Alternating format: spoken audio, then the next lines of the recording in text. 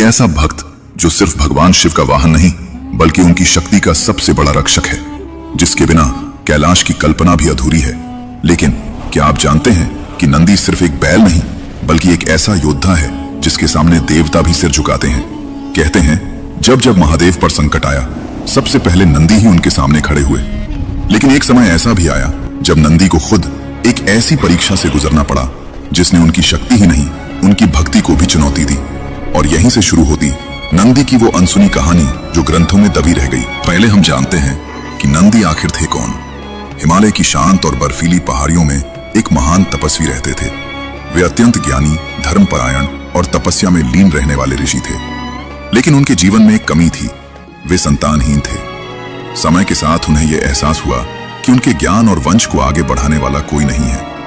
तभी उनके मन में एक इच्छा जागी, एक ऐसे पुत्र की जो साधारण न हो बल्कि दिव्य हो, अमर हो। इस इच्छा को पूरा करने के लिए उन्होंने कठोर तपस्या शुरू की। सालों तक उन्होंने अन्न जल त्याग दिया, मन, वचन और कर्म से केवल का स्मरण करते रहे। उनकी तपस्या इतनी प्रबल थी कि अंततः भगवान शिव प्रसन्न हुए और उन्होंने ऋषि शिलाद को वरदान दिया, तुम्हें एक दिव्य पुत्र प्राप्त होगा। कुछ समय बाद उसी तपस्या की शक्ति से एक अद्भुत बालक प्रकट हुआ।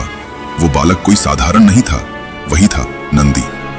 जन्म से ही नंदी में असाधारण तेज था। उनकी आंखों में एक अलग ही दिव्यता थी। ऋषि शिलाद ने उनका पालन पोषण बड़े प्रेम से किया और उन्हें वेद, शास्त्र और धर्म का ज्ञान दिया। लेकिन एक दिन कुछ ऋषियों ने शिलाद को बताया कि यह बालक अधिक समय तक जीवित नहीं रहेगा। यह सुनकर शिलाद दुखी हो गए। लेकिन नंदी ने डरने के बजाय एक निर्णय लिया। उन्होंने स्वयं भगवान शिव की तपस्या करने का संकल्प लिया।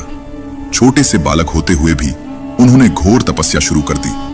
उनकी भक्ति, उनकी एकाग्रता इतनी गहरी थी कि देवता भी आश्चर्य में पड़ गए। और तभी भगवान शिव उनके सामने प्रकट हुए। यहीं से शुरू होती है नंदी की असली कहानी। और जब भगवान शिव ने नंदी की घोर तपस्या को स्वीकार किया तो वो केवल एक वरदान नहीं था, वो एक दिव्य परिवर्तन की शुरुआत थी।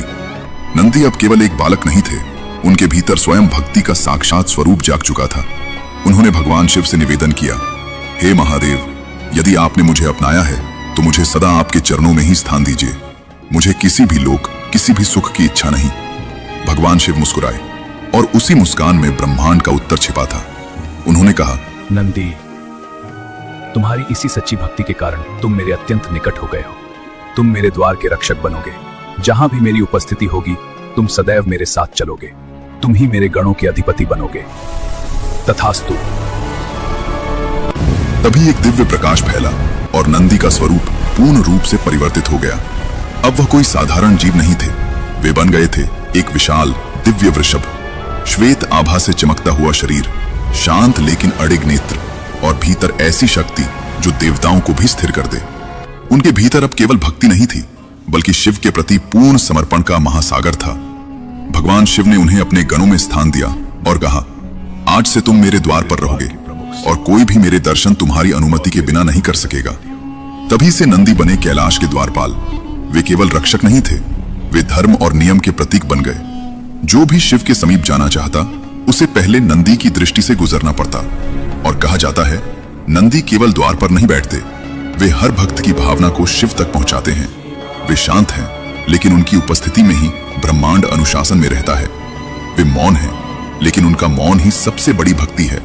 और शिव पुराण में यही कहा गया है, जहां नंदी है वहीं स्वयं महादेव की चेतना निवास करती है। इसीलिए कहते हैं नंदी के बिना महादेव की आराधना अधूरी होती है। और एक दिन वो आया जब नंदी को परीक्षा से गुजरना पड़ा।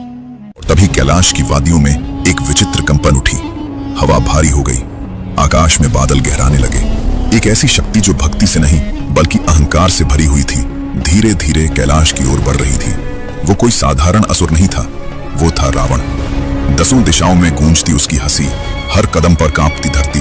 उसकी आंखों में केवल एक ही इच्छा थी, शक्ति और केवल शक्ति। जैसे ही वो कैलाश के द्वार तक पहुंचा, वहां पहले से ही खड़े थे नंदी, शांत, स्थिर, अडिग। उनकी दृष्टि में न क्रोध था न भय, बस कर्तव्य। नंदी ने अपना हाथ आगे बढ़ाया और बिना एक शब्द बोले रावण को रुकने का संकेत दिया। लेकिन रावण रुकने वालों में से नहीं था। वो हंसा और बोला, नंदी, एक और हो जाओ। मैं महादेव के दर्शन हेतु यहां आया हूं। कैलाश के द्वार भक्ति से खुलते हैं रावण, अहंकार से नहीं। महादेव अभी साधना में लीन है, लौट जाओ। अहंकार नहीं, यह मेरा संकल्प है नंदी। मैं लौटने नहीं आया हूं। मैं महादेव का अति प्रिय परम भक्त रावण हूं। मुझे पूर्ण विश्वास है कि महादेव मुझे अवश्य दर्शन देंगे। लौट जाओ रावण। महादेव का आदेश है किसी को भी भीतर प्रवेश नहीं दिया जाए। उनका आदेश मेरे लिए सर्वोपरि है। एक द्वारपाल मेरा मार्ग रोकेगा? स्वयं को देखो। नंदी तुम हो क्या? तुम न तो मनुष्य हो, न पशु, न ही वानर। नंदी तुम हो क्या? रावण, तुमने मेरे आराध्य महादेव के इस रूप का अपमान किया है। नंदी की आंखें धीरे धीरे चमक उठी। अब ये केवल द्वार की रक्षा नहीं थी, ये था धर्म और अहंकार का सामना। नंदी बोले, ये कैलाश है, यहाँ प्रवेश करने के लिए भक्ति चाहिए, अहंकार नहीं।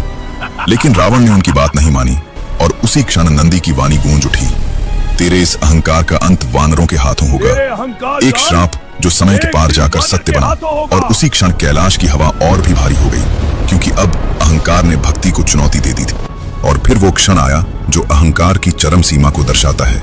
रावण क्रोध और गर्व से भरा कैलाश की ओर बढ़ा। उसकी आंखों में सिर्फ एक ही विचार था, मैं इस पर्वत को भी हिला सकता हूं। धरती कांप रही थी, हवा भारी हो चुकी थी।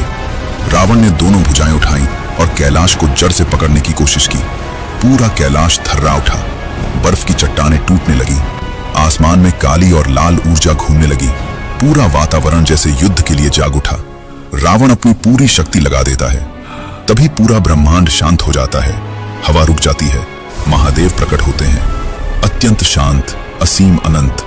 उन्होंने एक क्षण देखा और फिर अपना चरण हल्का सा कैलाश पर रखा, और उसी क्षण सब बदल गया। जो कैलाश रावण उठा रहा था, वो पूरा भार एक झटके में धरती में समा गया। रावण की भुजाएं उसी पर्वत के नीचे दब गईं। उसका शरीर कांप उठा, अहंकार पहली बार टूटने लगा। वो चीख उठा, पर उसकी आवाज भी कैलाश की शक्ति में खो गई। उस क्षण उसे समझ आ गया, ये पर्वत नहीं था, ये स्वयं शिव का आसन था। मुझे क्षमा कीजिए प्रभु। रावण, मैं तुम्हें क्षमा करता हूं, किंतु नंदी का श्राप विफल नहीं होगा, स्मरण रहे। रावण का घमंड टूट चुका था। फिर रावण लंका लौट गया। उसके पश्चात एक समय ऐसा भी आया जब नंदी को कठिन परीक्षा से गुजरना पड़ा। तारकासुर अहंकार में अंधा होकर सीधे कैलाश पर्वत पर आ पहुंचा। नंदी ने उसे रोका, लेकिन वो नहीं माना। क्रोध में गरजते हुए तारकासुर बोला, नंदी, तूने तारकासुर का अपमान किया है। और उसी क्षण उसने अपना भयानक अग्निकाल अस्त्र नंदी पर छोड़ दिया। प्रचंड ऊर्जा का वार होते ही नंदी गंभीर रूप से घायल होकर भूमि पर गिर पड़े। पूरी सृष्टि कांप उठी। तभी अचानक ध्यान में लीन महादेव की आंखें खुली। उनका क्रोध प्रचंड हो उठा, त्रिशूल उठ चुका था और बस एक ही पल में तारकासुर का अंत होने वाला था।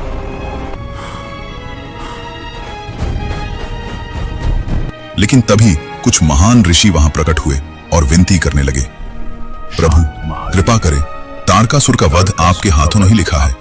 उनकी प्रार्थना सुनकर महादेव शांत हुए और अपना प्रहार रोक लिया। इसके बाद ऋषियों ने अपनी दिव्य विद्या और शक्ति से नंदी को पुनः जीवित कर दिया। और उस दिन पूरी सृष्टि ने देखा कि भक्ति की शक्ति और महादेव का संयम कितना महान है। और तभी नंदी की भक्ति देख भगवान महादेव ने अपने प्रिय भक्त नंदी को एक दिव्य वरदान दिया। जो भी भक्त महादेव की पूजा करेगा, उसके लिए सबसे पहले नंदी के दर्शन करना आवश्यक होगा। और नंदी के दर्शन के बिना महादेव की पूजा को पूर्ण नहीं माना जाता।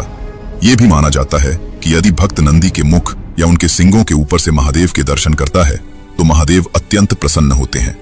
इसी कारण मंदिरों में पहले नंदी के दर्शन करने की परंपरा चली आ रही है। यदि आपको महादेव और नंदी की ये दिव्य कथा पसंद आई हो, तो वीडियो को लाइक करना न भूलें। और ऐसी दिव्य कथाएं देखने के लिए चैनल को सब्सक्राइब करें और कमेंट में जरूर लिखें, जय महादेव, जय नंदी महाराज।